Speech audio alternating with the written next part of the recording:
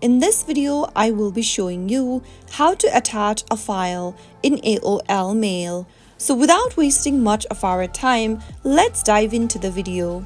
First of all, tap open the AOL application from your app drawer.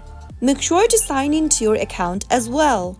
Now, from the main homepage, tap on the pencil icon at the top right in order to start composing a new email. Inside the to text box, type in the contact information of the person you are trying to send the mail to. Once you are done, compose the email and subject of your mail, and then, after you are done, tap on the little cloud icon at the bottom of the screen and select your file by searching from the library.